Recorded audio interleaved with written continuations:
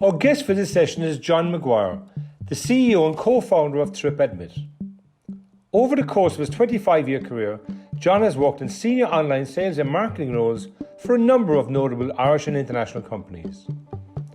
John has held senior positions with Easton and City Wonders and was one of the first online employees in Smartbox Dublin, where he was fundamental in setting and growing up the Dublin team and office. However, it is the travel and ticketing industries where John found his home, and time spent in Airlingus, Ticketmaster, Smartbox and City Wonders has led him to have an in-depth experience of the wider travel industry and the technology required to move an industry online. John now works as the CEO of TripAdmit, a company he formed to power the digitalisation of the tours and activities sector. Welcome to the Mindset Shift. Great to have you here. I'm really looking forward to the chat today with you. Hi, Tim. Thanks very much for having me today. What we like to do on the Mindset Shift is to find out about the individual, what makes the individual tick, and then find out a bit about their business. So, let's go back to the start of John Maguire's world. Where are you from, and tell me a little bit about your background, please. Okay. I suppose I grew up in Limerick, and I grew up on a farm. And it's a case of farming wasn't for me. I suppose it's a case of even my parents knew farming wasn't for me. So I was always brought up to think that okay, you go on to college, etc. So did marketing in college. Found myself, I suppose, met a girl, moved to Dublin, ended up working my first real role, my first real job was in Ticketmaster. And funnily enough, that's the role that defined my career more than anything else, because I was there for a number of years, and we're talking back in the day when, I was in charge of the website at Ticketmaster, and we'd look at the website, and there were days when we sold nothing online. You're talking 20 years ago. It's actually a bit more, to be honest. And I remember the first time we sold 10 tickets online. I remember the first day we sold 100, and I remember the first day we sold 100,000 tickets online. It's phenomenal. There, I pretty much stayed in the ticketing and the travel industry. Moved on, went to Airlingus, worked there for quite a few years. Was looking after digital marketing in Airlingus. Then moved on and worked in the activity space with Smartbox. And then I ended up most recently in a company called City Wonders. And that's where I suppose 20 plus years in the traveling and ticketing industry. And here I am all these years later, having built essentially a ticketing company. So that's kind of how I got here. It's a case of it's an industry that, like, I love the travel industry, and I also love the technology that powers it. So in reality, yeah, that's how I got here, essentially. So let's go back to Limerick. Was it East or West Limerick was the farm? Oh, that's what we were, East Limerick. Okay. So it's a case of I grew up in a village called Ballylanders. It's just on the Cork border, basically. So just outside, near enough to Mitchelstown. So we would have been in and out to Cork City quite a bit, but also in and out to Limerick. We were it was nearly the same length of time to drive to either of them for us. But we're from the football side of the county, shall we say? Let's just say we won many football championships over the year, but then again, I don't think Limerick's too well known for its footballers more than its hurlers. But yeah, it did take me until my 40s to actually see Limerick win in All Ireland. So I know Ballylanders really well, John, because I spent many years working with New Ireland and as a manager on different levels. And one of the people that I worked with was Ned Fraher from Ballylanders, and passed away, God rest his soul. So yeah, I know Ned Fraher. Well, I spent a lot of time, John, with Ned and Newled in that part. So I know Ballylanders really well. In your family setup, John, at the time, was it you an only child, or was there other siblings? No, there was 5 of us. So I had 3 sisters and 1 brother. And we were like steps of stairs. So there was 5 of us under the age of 6. It's like Now that I have kids of my own, I don't know how my parents coped with us, to be fair. It's I could not imagine having a 1-year-old, a 2-year-old, a 3-year-old, a 4-year-old, and a 5-year-old. It's just it doesn't even bear thinking about. But it's essentially my brother took over the family farm, and we've all gone our various different ways, I suppose, career-wise. As in, it's one of my sisters is a nurse, my other sister's in civil service. My other sister is a marine biologist. So she went a completely different way. She was the one with the brains, basically, out of all of us. And then there's my brother stayed on family farm, and I went into business essentially. And we're all still really close to this day. And it's like, even though we're scattered across 4 different counties at this stage, even though they all stayed in Munster, I'm the only one that made the move out of Munster. Where did you come in the pecking order of that, Oh, family? I was the youngest. So, let's just say that, as we all know, the youngest has the hardest life in a family of 5. Yeah, that's not what the rest of them say, basically. But no, I was the youngest, so it's like, in one way I got all the hand-me-downs, but in another way, it's yeah, I can see it in context now that maybe I did get away with a bit more with stuff than the rest of them did. I didn't. They forged the path for the rest of us down the chain. So yeah, so I'm the youngest of 5. I'm not sure the people who would be the eldest and definitely the middle child would not agree that the youngest has the toughest time. I think the youngest, as you say, other than just functional, good set common sense by your parents, but it is really that the route has been set for you, and obviously you get some of the easier paths on your route going forward. Tell me a little bit about your parents, John. Now, you said that you're in a farming background, so a little bit about your parents, and then how what was it like to grow up on a farm in Ballylanders. It was like, I suppose, look, as a child, you honestly, you don't know any different. And it's a case of, it was hard work. There's no doubt about it. As in, it's a case of, but it was also freedom. Like, there's this 150-acre farm or whatever that you can roam around whenever you want, but also there is a case of that, I suppose, it was a dairy farm. So hail, rain, sleet or snow, if it was your day to milk the cows, you were up at 6:30 in the morning. And it has to be done twice a day, but there's all the other work that went into that. As in, it's a case of, I suppose, like farming's it's hard work. It is hard work.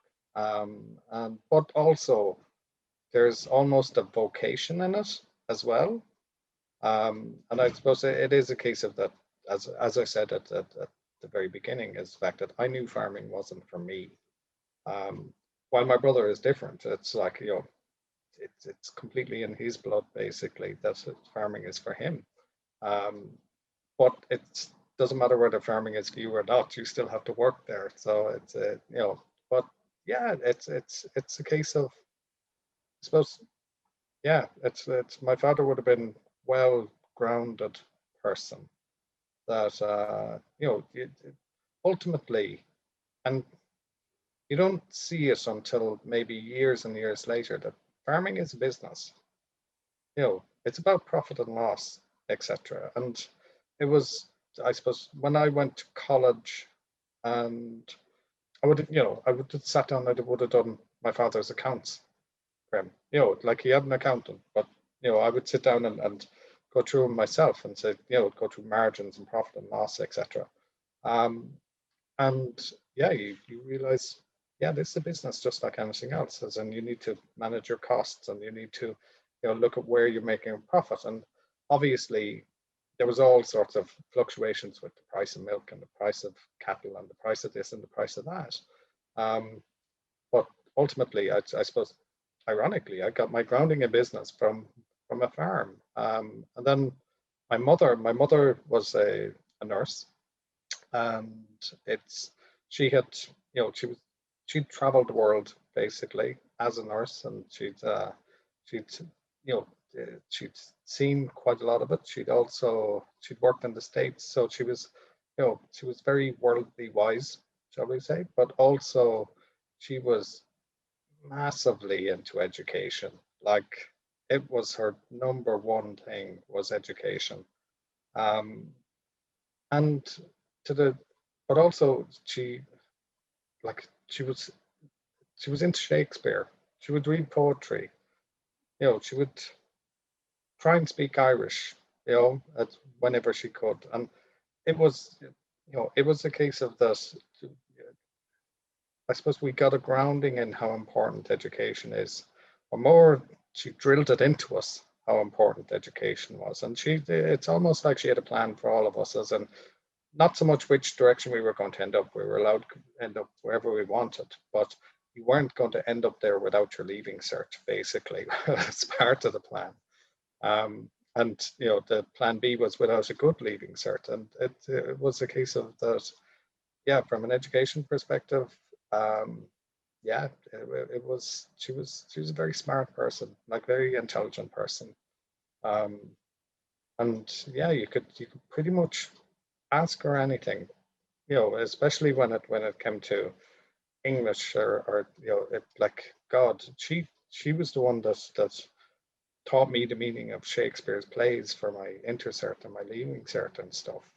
Like, now ask her about multiplying algebra and you get it, she would say, don't ask me that. But it's everybody has their limit, basically. But yeah, I suppose it was a case of my dad's side, he's out working on the farm, and it's like up at 6:30 every morning and finishing at 7, 8 o'clock in the evening. And it's with my mother, it was like, she was a nurse when 5 of us came along, and in such a short space of time that the nursing went by the wayside. And so she was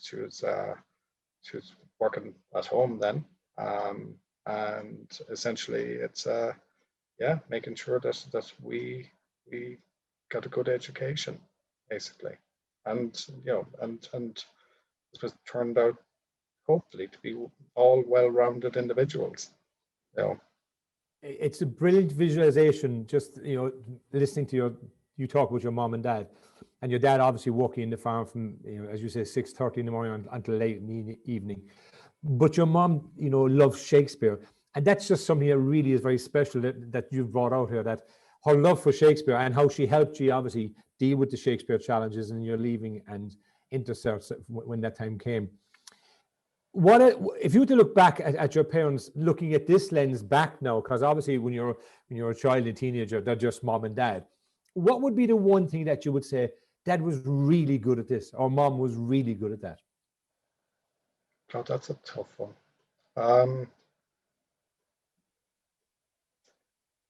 It's my dad had a rule. I shouldn't be saying this, but he said, whatever happens on the farm stays on the farm. And which meant that, like, farm is a dangerous place. Basically, it is. It's like I would even to this day, when you think of health and safety in the 70s and 80s, it's nothing like what it is today, basically. But he was somebody that you could go to, that you could trust, that you could share confidence with him, that you could talk to him about stuff, even though he's as far removed from your generation as anybody's parents are, really. And that was kind of it. Like, that was one thing, as in, he was somebody that you could actually, say something to, but also you could say to him in the confidence of knowing that it was in confidence. And with my mother, it was a case of, really, it does come down to education. It's like, in all honesty, it's where she tried to instill a love of Shakespeare in us, and tried to instill a love of poetry, and tried to, but I think what she did instill in us is the importance of learning and the importance of education. And then it's a case of like, because you never stop learning, Like you never do. Even if you set up a business, like setting up a startup, you need to learn a whole new set of skills that you never had before. Um, and sometimes you learn them from books, and sometimes you learn them from people, and sometimes you learn them from seminars and webinars and all the rest of it. And look at us now. We've all had to learn how to deal with a pandemic and learn how to work through a pandemic. It's, you know, you're never finished. But I suppose it is a case of that. Yeah, it's learning and education, the importance of it. That's what she would have instilled, and she had the patience of a saint as well, because you know it's. I certainly wouldn't have the patience for dealing with the five of us that she would have had. It's fascinating, you know, the two words that you talked about. Dad is trust and mom is learning. And that's so important in so many ways. And business is critical, that we have to trust the people we work with, the people we work for, the people that, you know, our clients and our customers. And we have to learn all the time, no matter what level you're at in an organization. So those two things on the farm in Ballylanders, which seemed innocuous at that point in time, you know, they were just what your mom did and what your dad did, can be so important as you go through, you know, your professional and your personal career. Where did you go to college, John? So I went to Cork RTC, and it's Cork for us was only up the road essentially. My sister was in UCC, and the two of us were in Cork at the same time. But Cork was far enough away that we couldn't get the bus home every day, so it was moving away from home. If we'd have gone to Limerick, you could have hopped on a bus and been in and out to Limerick, you know, all the time. So part of it was about flying the nest as well. And I studied, I did business studies with marketing in Cork, and then I transferred to Galway to finish. Cork didn't have a degree program, basically, at that point in time.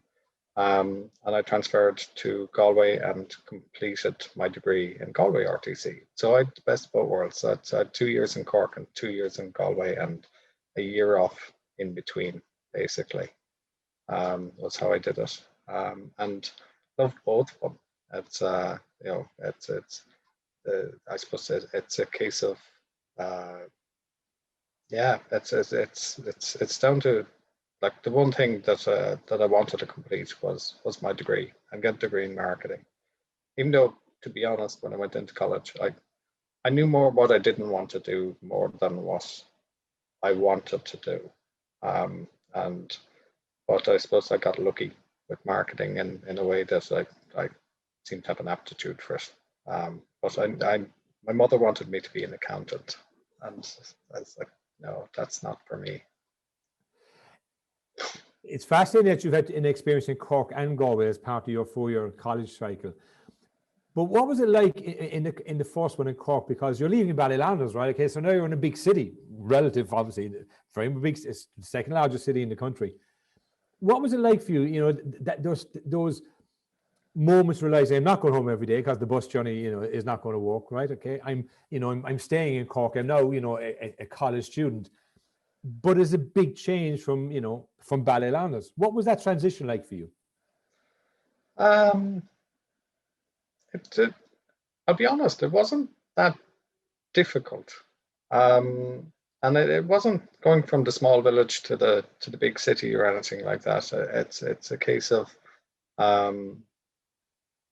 yeah, it was more the transition of not living in your home and living with other people, as in that weren't your family. That was probably the biggest transition. The going to college piece, that was, I'm going to simplify this, but a grown-up version of going to school, basically, as in you had your timetable, etc. But it was 100% up to you to attend, and to make sure that you got your work done, etc. I'd say the biggest transition was living with other people that weren't family. As in, I had one friend from home that was also going there, so two of us moved in together, and we shared a house with three others. and it was a case of, yeah, you realize that there's I suppose you have to share your space, share your time, share the TV, share whatever, and you can't fight over the remote control as much and stuff, or whatever it is. But also the fact that it's the importance of give and take, the importance of friendships, the importance of everything. But it's on the college front.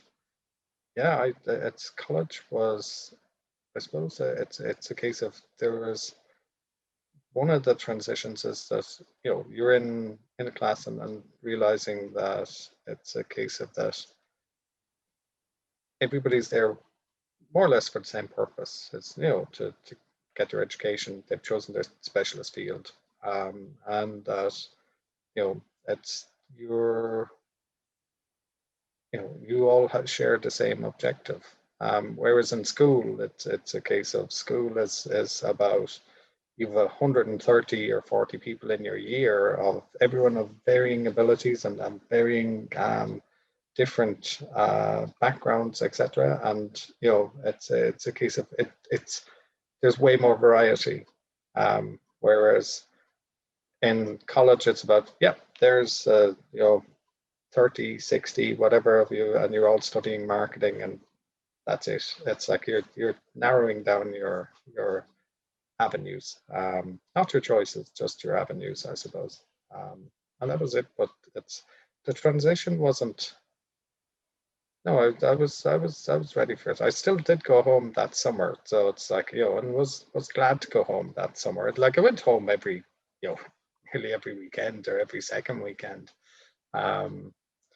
and yeah. But I suppose it's a I was ready for it at that stage.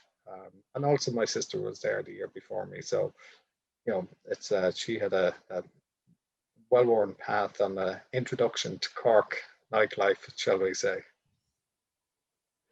You mentioned that East Limerick is the football side, and obviously the hurling side is cross. It's all the rest of us. It's all the rest, really.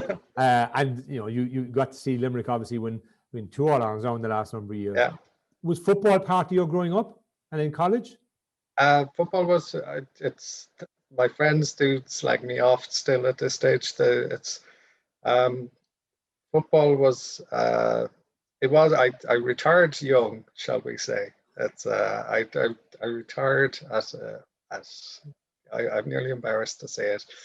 I was 14. It's like I gave it up then, and partly because I wasn't good enough, and it's actually but I retired on a high actually, and it was I retired on a high. It was actually on the hurling field that I retired on a high. I remember a very cold and wet winter's evening, and we were playing in Glenrue, in Limerick, and it's a case of that one of the other players hit the ball in. I was playing in forwards, and it was a case of that I went to volley on the ball. This was going to be the most spectacular shot in the world, catch it mid-air, volley on it, get into the goals. Instead the ball hit me, the slitter hit me straight in the thigh, but it still went into the goals, but it looked like a volley, so there was no video camera evidence, and it looked like I scored the winning goal basically with the most amazing shot in the world. But what I ended up with was a slitter-shaped bruise on the side of my leg for the next couple of weeks. But yeah, I retired after that one basically, and it's I suppose it was a case when we transitioned into secondary school. I went to school at secondary school in hospital to town, not a hospital, just to explain to anyone. Hospital had a very good hurling and football team, and it was a case of, so I took up basketball in school at that stage just to do something. But yeah, it's sport went, I suppose, hurling and football went out the window, but I'm still an avid supporter of Limerick to this day. So that's I've had I've had a lot of moral victories to contend with over the years, shall we say. And I suppose the good thing is we've always had Munster rugby, which was great. While let's just say Limerick hurling was in the doldrums, and now we have Limerick hurling. I won't say where Munster are at the moment. Hopefully, they're on their way back, to the pinnacle. But yeah, so I played sport when I was young, but then as soon as I hit secondary school, it stopped basically.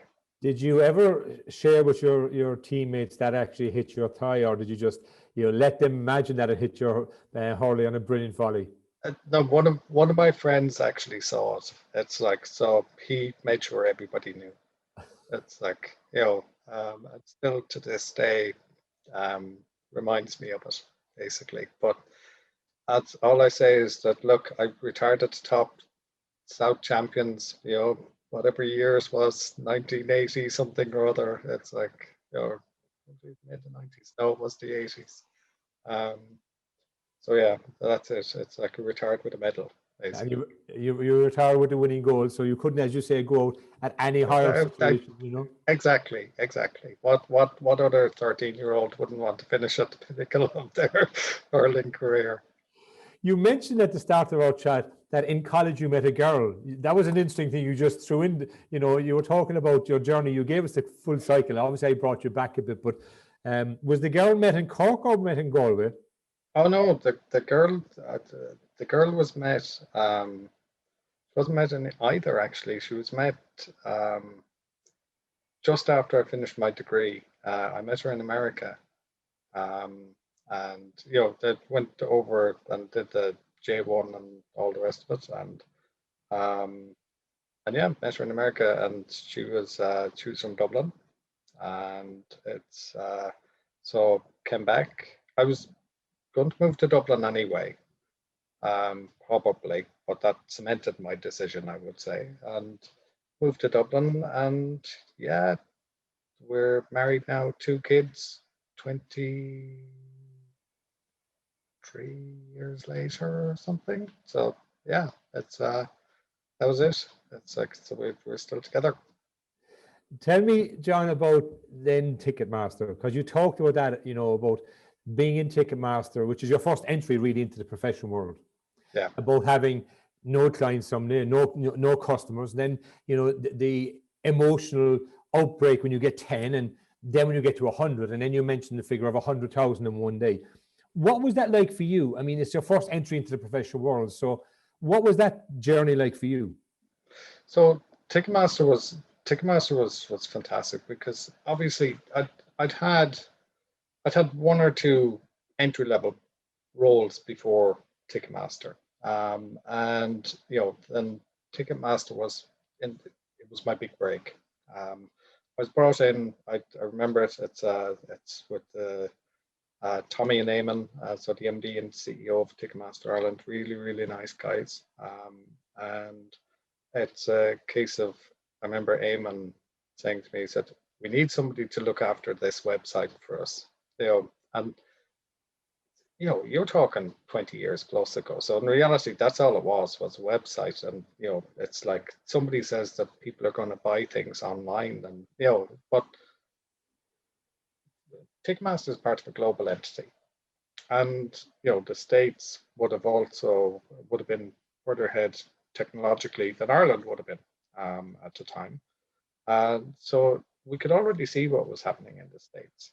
And to be fair to Ticketmaster Ireland, like, they hired me before they needed to hire somebody to look after the website, because it's in reality maybe another year before it started to take off, and not even take off, just to trickle in what we did work. But we could see what was happening in America. So for me, it was a case of we were part of a larger entity, and what I really learned in that was I suppose there was the number one, the power of a global brand. Number one, the power of a having the support of an international infrastructure was phenomenal. Like our IT team were primarily based out of the UK, and we shared a lot of resources with the UK, and a lot of knowledge, etc. And then ultimately the entire system was developed out of the States. So any new developments that were coming down, and this was, think about it, this was all about the digitization of Ticketmaster. So I saw it from going from being, queuing up at outside HMV to get tickets, to creating virtual queues in a digital format, and in an online environment. It's in the space of 5 or 6 years. So it's like it's witnessing the industry, go online, and witnessing the rapid pace of change technologically. Like watching the IT team grow, looking at the infrastructure that's required to support something like Ticketmaster, and it's even down to like Ticketmaster Ireland. In the grand scheme of things, Ticketmaster Ireland would have been not the biggest part of Ticketmaster. Obviously, you can imagine the scale and scope of the rest of the world. But so we got to be very, very hands-on, like testing new scanning technology. It's like going in and remember when we were putting in the infrastructure into Croke Park, and learning all about, you have to have line of sight on all the devices. I was like, I never knew that before. But when you think of it, it's obvious, and it's. But also looking at the system itself and going, like, that's it made me what I am today. Really, that job did. It's like out of all of them, that's the one that set me on a path to where I am today. More than any, like Airlingus as well, but Ticketmaster, it's like, yeah, I got obsessed with the technology, but I can't write a single line of code. So it's like, I have to do the next best thing. And why would you say that Ticketmaster and then laterally Airlingus, those two, of all the places you've been, sort of defined you? Because you used that word earlier on, they defined you. And I think it goes back to something I might have said earlier on, because I knew what I didn't want to do, with regard to college. And then when you're coming out into the workplace, and we're talking, the Celtic Tiger was just kicking off, maybe at this point in time, but yet you were still trying to find the right job, the right career path, etc. And it was a case of that. With regard to Ticketmaster, I probably learned more in Ticketmaster than nearly any other role, but also the fact that it just gave me a love of the industry and a love of the technology, and it's a case of finding something you're good at is great, but finding something that you're good at and enjoy is even better. And that's part of it. As in, I loved working there, and the fact that I could get concert tickets, just to get in to see whoever I want when I'm in my 20s. But it's it was a great place. But it was about learning from Ticketmaster worldwide. Like we'd go to conferences in the States, and they'd be telling you all about the technology that's coming down the tracks. If you think of it, Ticketmaster in the States were already years ahead of us, and they're talking about here's what's coming for them, and we're like going, we're way back here. So like you could see the rapid change that was required for the industry, and got to a point where Ticketmaster Ireland caught up, because it just went to the 1,000 miles per hour. It was part of it was the technology, part of it the team were great, the people were great, the international side of it, like it's testament to this day when it's I'm still talk to people I worked with in Ticketmaster years and years and years ago, and even when I post something on LinkedIn or whatever, it's the Ticketmaster people will still like it or make a comment or whatever, and it was a great place to work. Really, really was. And it gave me the foundation for understanding that my qualification is in marketing. My line of business is in the commercial side. I'm not in the technical side. I'm not a coder. But it gave me the true understanding that to understand the importance of the technology that sits under your solution. Like I might be able to piece it together, but I need to understand how it works, and it's a case of it's just one of the things that I suppose I need to I need to be able to put the piece of the puzzle together, and that's it. As in not realizing that selling something is one side of the equation, marketing it's selling and marketing on one side, but the technology is just as important. But also you can't have one without the other, especially in the industry I'm in. You just can't. The technology, the product is vital, and if you want to progress or if you want your business to succeed, the product that you sell is as vital as how you sell it. It's great advice for people listening, because sometimes we get into silos in organizations and we stay focused on what we're about. But for companies to be successful and to be successful in scaling businesses, you need to understand there's so many different components in businesses. And while you're an expert in the sales and marketing side, and not a coder as you've described, there are people who are the code people who make the code, and you need to understand not necessarily how they make the code, because that's their expertise, but the relevance of it into what you do. You left obviously Ticketmaster then, and it's great to hear that fact that you still keep in touch with many of them and that they liked your LinkedIn posts from time to time. Airlingus was then, just another departure. That was the travel side, I suppose, really, where if I look at Ticketmaster, I'll call it the entertainment side, if I just pigeonhole it that way. So talk to me about your time in the travel side, the initial journey with Airlingus. So Airlingus, I joined Airlingus, and it was because my role was on the digital marketing side, largely to set up the digital marketing for Airlingus across Europe. And it's a case of, I suppose, when I went in, Facebook would have been in its infancy at the time. Google would have been, Google wouldn't be what Google is today, but Google was still there. It's a lot more simplistic product at the time. And it's a case of from going in and, Airlingus itself Airlingus is always changing. It's always evolving. And then looking at how the marketing would evolve as well. But on my first week joining Airlingus, which wasn't on my job spec, and my boss turned around to me and said, "Oh, we want you to redesign the website." I'm like, okay, and but in your early 30s, and it's or late 20s, early 30s, and no challenge is too big or anything like that, or you're fearless essentially.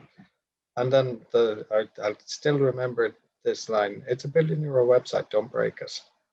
And I'm like, I'm in a whole different ball game here now, and you realize just what you're taking on.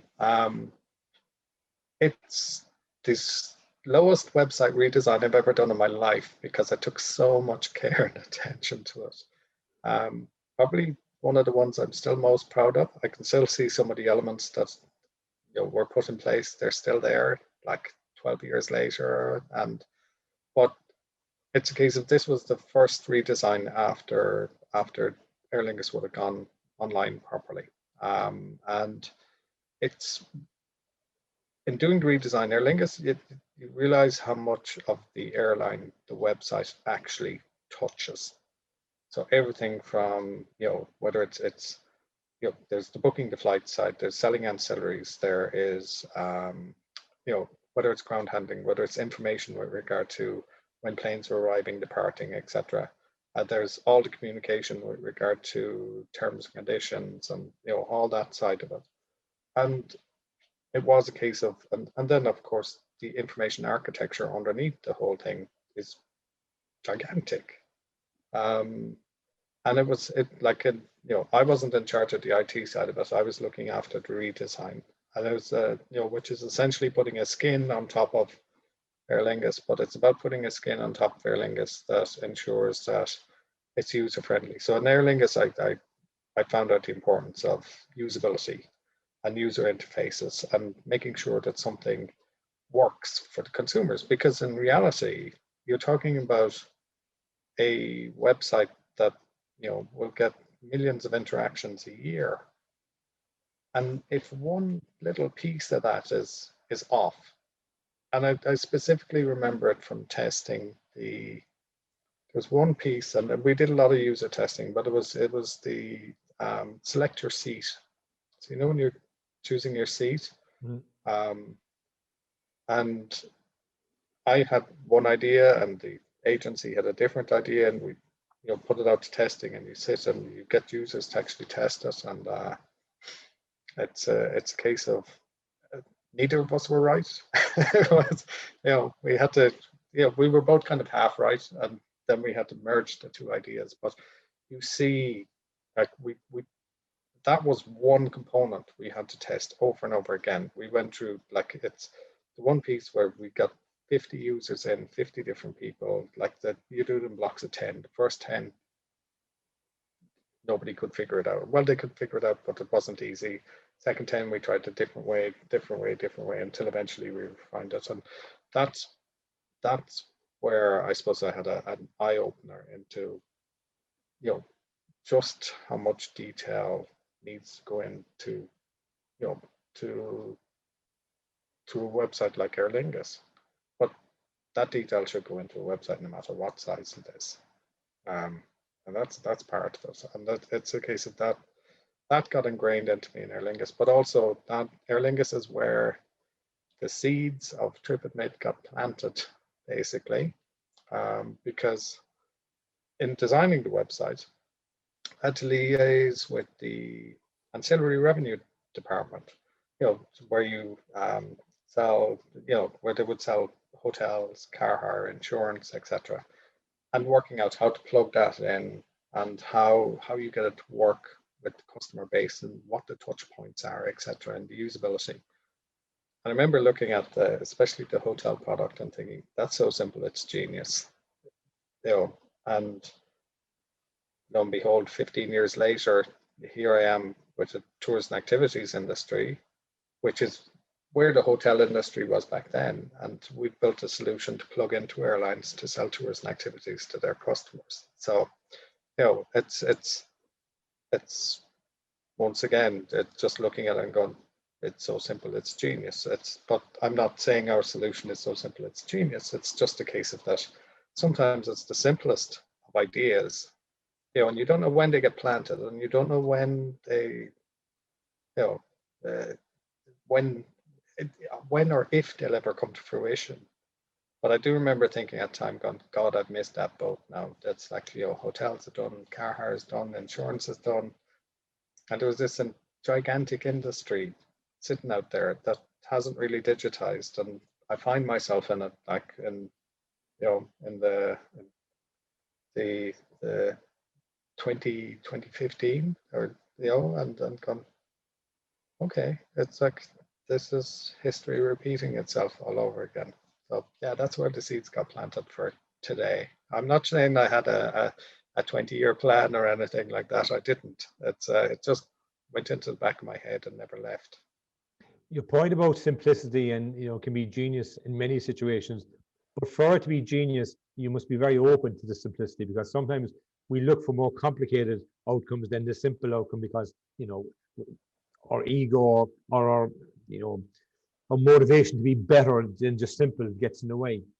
You obviously left Airlingus, then you went to one or two other organizations that you mentioned earlier on, but I want to bring you up then to founding TripAdmit. So tell me about, when you started it up, what was your ambition? As you said, you found this niche by default at one point in time in your journey with Airlingus and beyond. So when did you start the company, and what was the core ambition at the start of this company?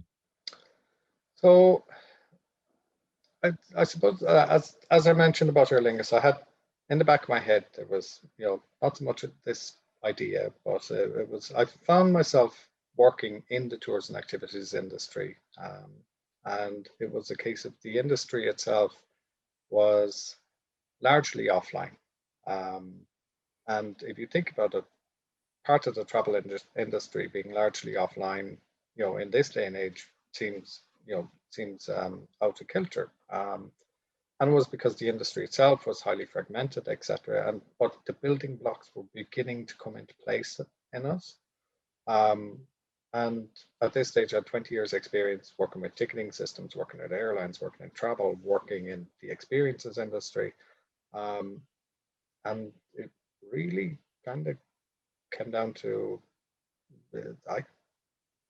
I can do this myself. As in, I've put in the solutions for all these great companies over the years. And it's part of it was it's sometimes there's luck involved, or being able to spot luck as well. And I there was my co-founder Andy. So he's CTO, he's full stack developer. So he had the technical side that I did not have, and I sat with Andy one day and just said, I have an idea, and just talked him through it and said, look, why don't we build a solution for airlines to sell tours and activities? And fine, we had a chat over a cup of coffee. 3 days later, he came back with his phone and he pulled it out and went like this. I'm like, yeah, that's what I was talking about. And that's kind of how it started. It was a case of that now we're talking pre-pandemic here. It's like, so, the world was our oyster at that point in time. And yeah, we took a risk, as in, what was the objective for TripAdmit? The objective for TripAdmit was to, to go out, because we'd done our research. We looked at the airline industries, we'd done our research on the market. And we could see that not many airlines offer tours and activities. There was an opportunity there. And I suppose we got early validation from the point of view that we got chosen to go into the NDRC accelerator program. So we set up the company in April and we got chosen to go into the NDRC in May. They invested in us. They brought us in 3 months of an accelerated program. It's like doing an MBA, but just on you and just on your business. And it's called an accelerator program because that's what it's there to do, accelerate your business. But it's one of the best things I've ever done. It was intense, it was brilliant, but also they take your business model, they look at it, they turn it upside down, inside out, rip it apart. It's like rip you apart, put you back together. The whole range of emotions and skills that come out of it.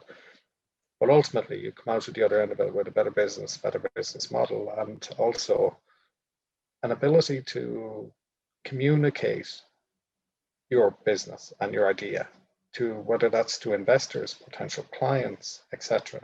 And one of the key pieces of information they said to us, which still sticks to me to this day, is they said, talk to your customers or your potential customers, because you don't have a business unless somebody's going to buy it, buy what you have to sell.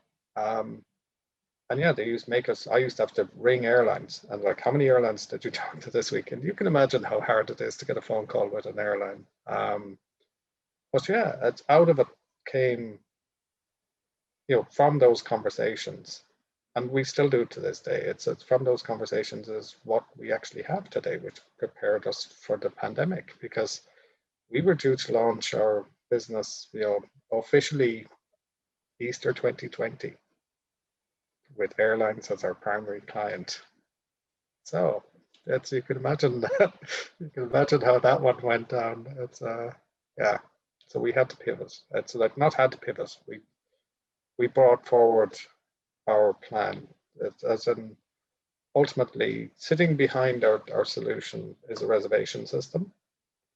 And it's a case of, our plan was always to have an end-to-end solution for the industry, because the ultimate aim is to digitize this industry.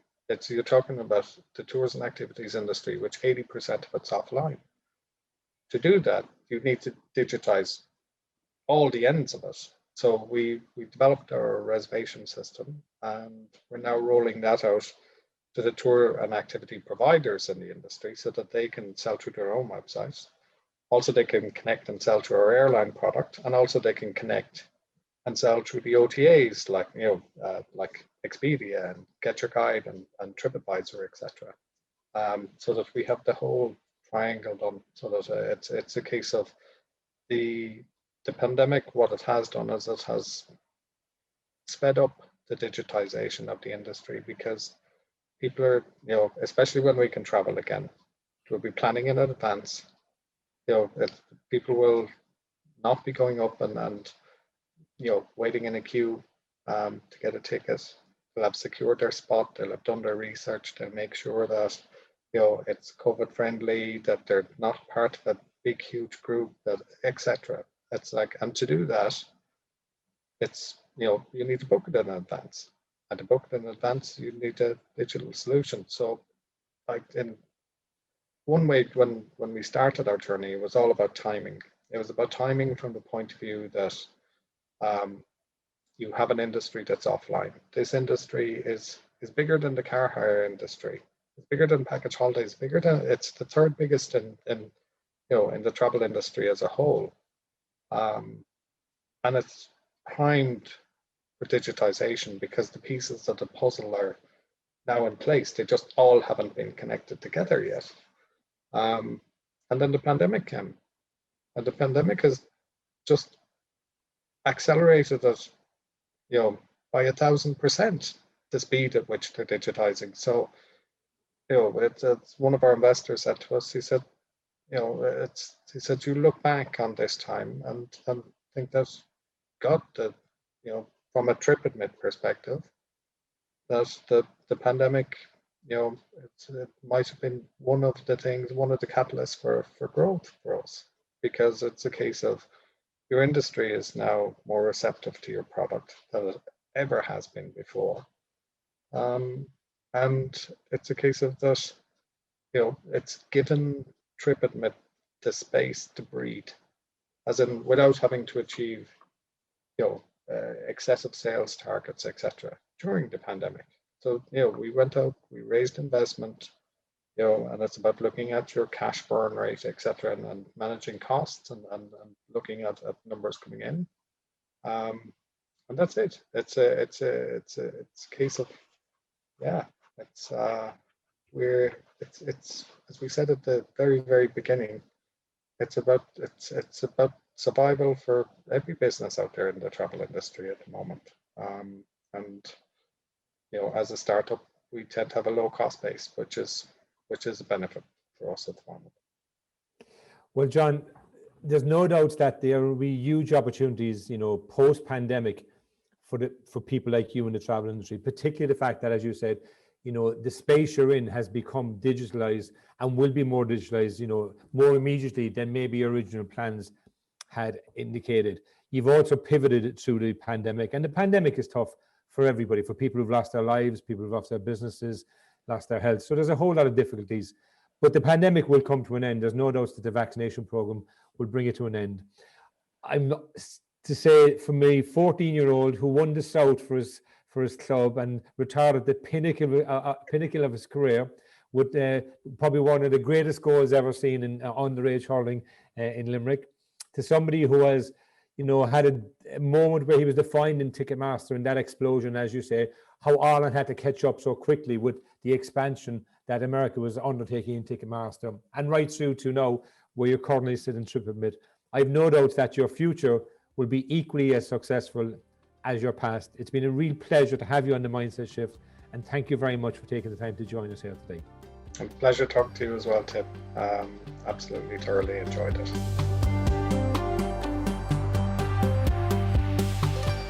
Thank you for watching the Mindset Shift.